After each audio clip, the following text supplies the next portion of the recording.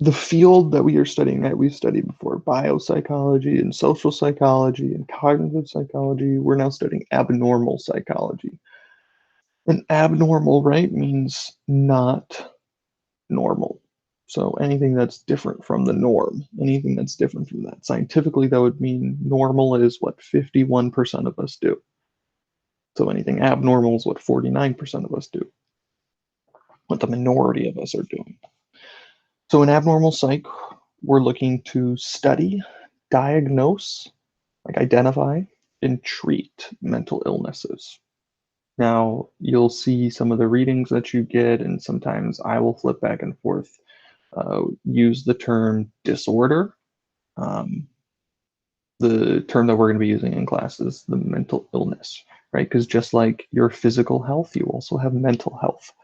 And as we've been discussing all year, the idea of an illness, you can have a physical illness and you can have a mental illness. It doesn't define who you are. It doesn't mean that it's there for your entire life. It means that you are dealing with an ailment in your body and something that needs to be diagnosed and treated. So we're going to move ahead and start talking about this big question today. How do we, first off, identify mental illnesses? Right? Because there's a big discrepancy between, like, maybe I'm feeling sad, but does that mean that I actually have major depressive disorder? Maybe I am feeling anxious, but does that mean that I have general anxiety disorder, right?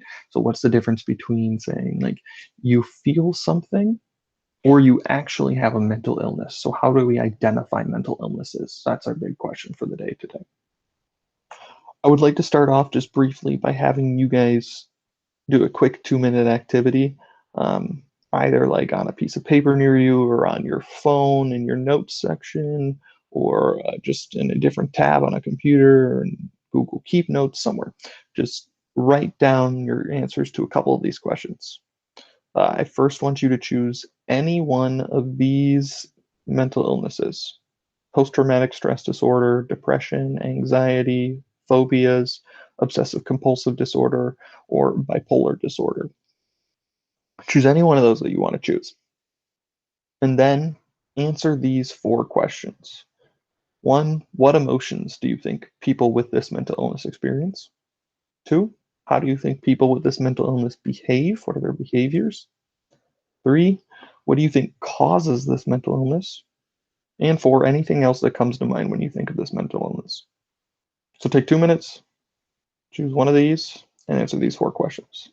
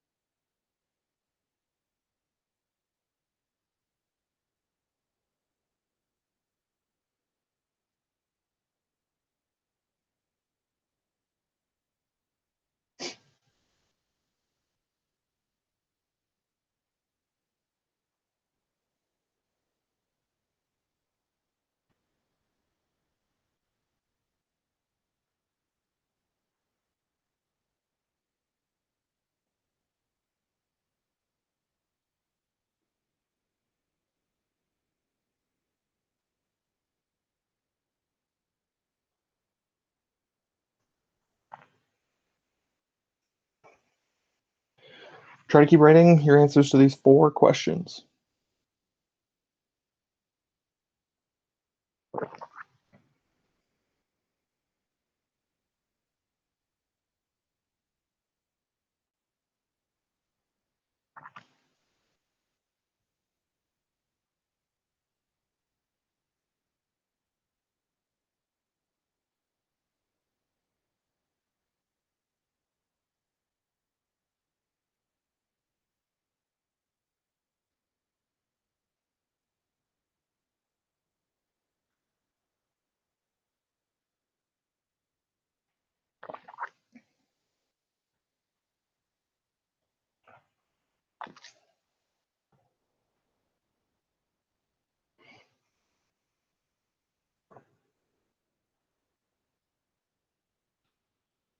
Okay.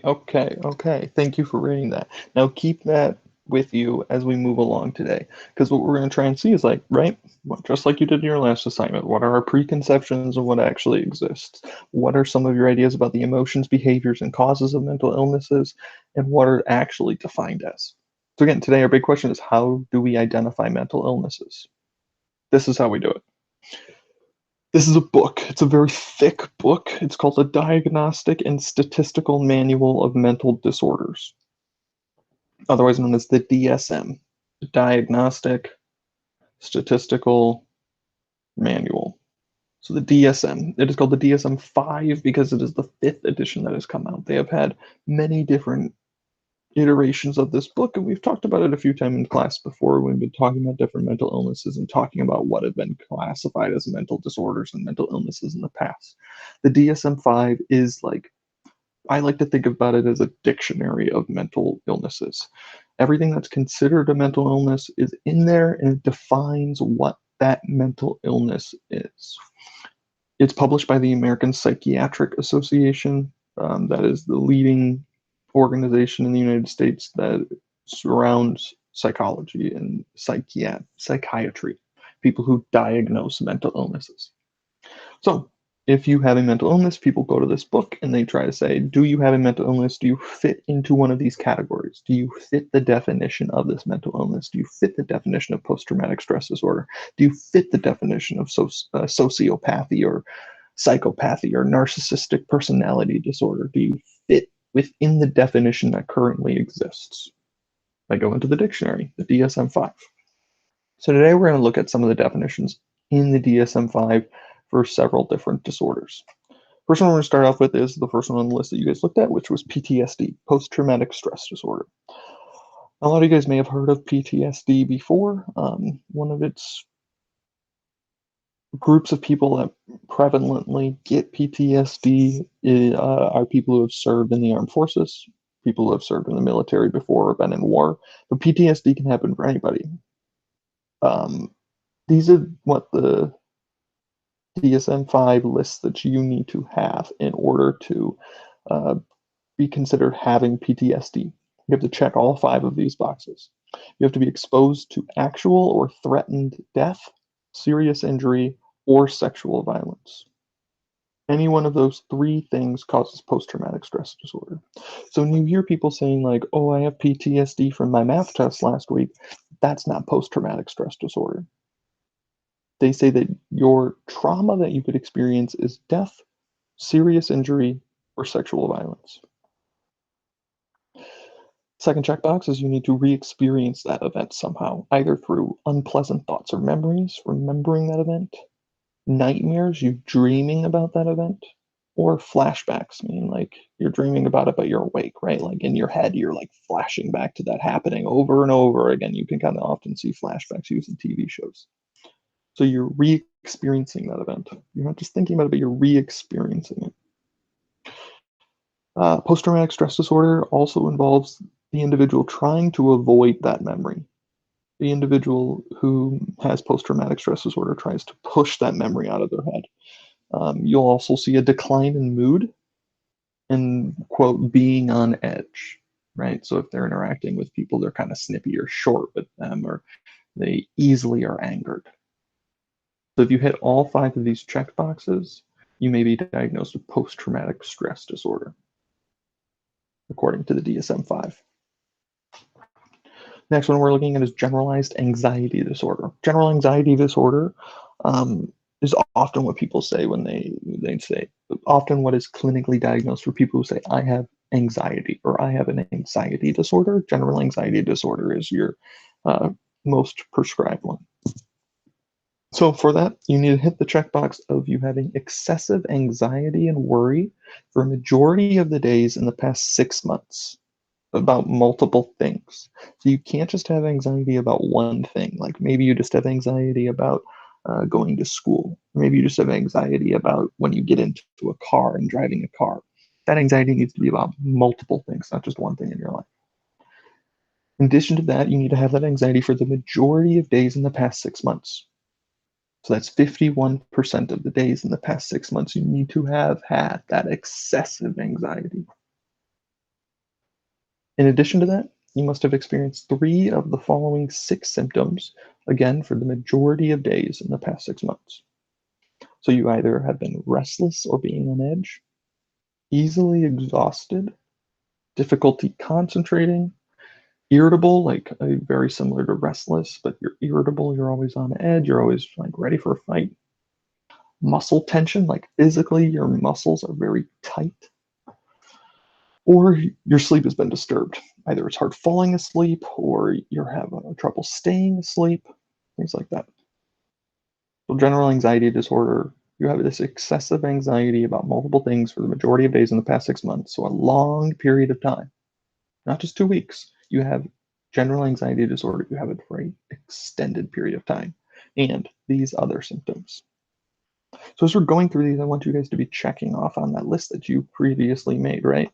Your previous list of, oh boy, of what emotions do they experience? What behaviors do they have, right?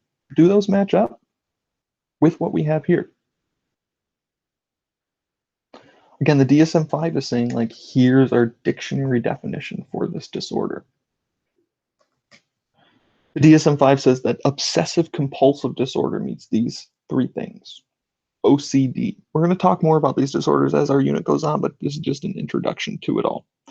A lot of people will say, like, oh, I have OCD, like I really needed to like make sure that poster is not uh, hanging askew, or I need to make sure that the door is fully closed. Or a lot of people will tell me, like, Mr. Z, I have OCD, please erase everything that's on the whiteboard and not leave that tiny little mark there.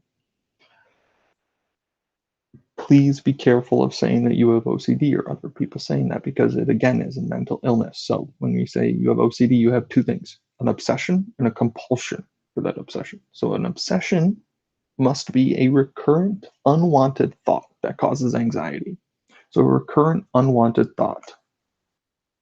A compulsion would be the behavior that you repeat driven by that unwanted thought to reduce the anxiety. And it is clearly excessive. It is clearly something that you don't need to do. So, for example, there's a TV show called Monk. It was in like the late 2000s about this man who was very, very smart, but he had OCD. He had obsessive compulsive disorder. And in that, every time he would walk past a lamp or a light post out on the street, he would need to touch the lamp or the light post, right? So the recurring unwanted thought is like, something's wrong with that lamp, or I need to touch that lamp. The compulsion then is him actually touching the lamp every time he goes past it to reduce the anxiety. And it's obviously excessive because there's no need for somebody to touch every lamp that they see. It must also cause significant distress. Like if they don't do the compulsion to reduce their anxiety, that causes them distress and stresses them out. And the behaviors are time consuming. They have to go out of their way to commit the behavior. It takes time for them to do that. So an obsessive compulsive disorder, you have an obsession, this thing that you're obsessing about, this unwanted thought, and the compulsion, you are compelled to get rid of that obsession. Major depressive disorder is the clinical name for depression. If you have major depressive disorder, DSM-5 says you must experience at least 5 of these symptoms: a depressed mood, a lack of interest in things. You could have significant weight change, difficulty sleeping, either falling asleep or continuing to sleep, a restlessness, you always got to be doing something, you're exhausted, low self-esteem, lack of concentration on things, or suicidal thoughts. Now, again, you don't need all of those, but you need to have at least 5 to be considered to have major depressive disorder. And the symptoms are consistent for at least 2 weeks. So you have to have these not just for a day, but you have to have these for at least 2 weeks long, and then you may be considered to have major depressive disorder. So as we continue with these, your assignment with some of these that we'll be doing is for you to create a pros and cons list, right? So what is good about the DSM-5 and trying to define all of these disorders very specifically, but also what's a drawback of this, right? So be thinking about how these definitions and saying we must have these 5 symptoms for you to have this illness how having that very specific definition is helpful, but also while having that definition could be harmful. Our last one that we're looking at is bipolar disorder. Bipolar disorder says you have experiences in one full manic episode, right? So bipolar is like you've got two sides, right? That's the bi portion, two. So bipolar is saying you've got on one side manic or mania. Mania or a manic episode is a period of at least 1 week with abnormally high mood, activity, and energy that is present for most of the day, nearly every day. So for a long period of time, you are high energy, high activity, high mood. And then, on the other hand, on the other side of the spectrum, you have phases of depression, where after that, you fall into a deep depression and experience some of these symptoms that we just looked at. So bipolar disorders, you have both of them. Phobia, I'm sorry, is one of the last ones that we're looking at. Phobias, maybe you've heard of like arachnophobia, like people are saying like, I am afraid of spiders, right? Or you have phobias of other things. It's saying you have an unreasonable fear of something or of a situation. Unreasonable meaning it is out of proportion to the actual danger posed. So you might have a fear of getting hit by a car. Maybe you're always crossing the street. That's not unreasonable. Maybe you work as a crossing guard. Being hit by a car is not an unreasonable fear for a crossing guard. But if you live in the middle of Antarctica and you're a scientist and you're always afraid of being hit by a car, you that is unreasonable. There are no cars in Antarctica, probably, right? There's not just cars roaming around in freeways in Antarctica, so that's an unreasonable fear. This fear must be present for a long period of time, at least 6 months. The thing that provokes that fear must provoke immediate anxiety. So as soon as you start thinking of it, you are becoming anxious. And this interferes with your normal life. It inhibits you from doing what you need to be doing. So people who have phobias, maybe they have arachnophobia, maybe they never go to their basement, even though their laundry is in their basement.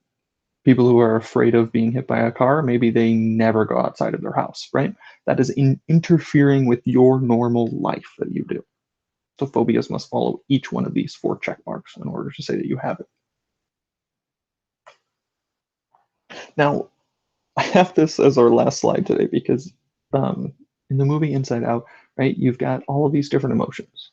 You've got anger, happiness, sadness, disgust, anxiety, right? But just because these people feel emotions does not mean that they have a mental illness.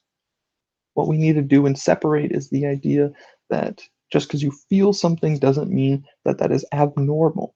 Just because you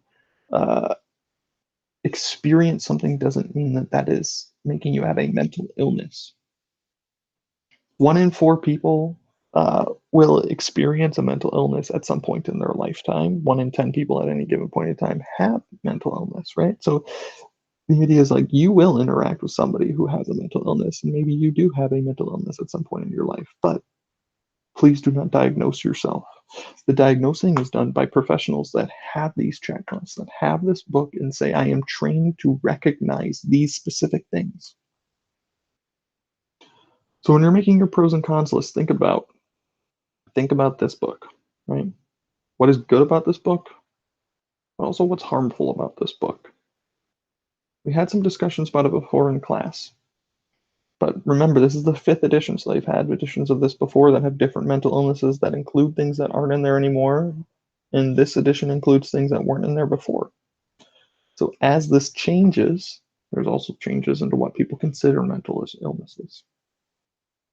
So that's all I got for you guys today. I cannot wait to talk to you guys soon. Please email me with any questions you have. I hope you enjoyed listening to my voice. I hate hearing me talk, but I just will do anything for you guys. Okay, goodbye.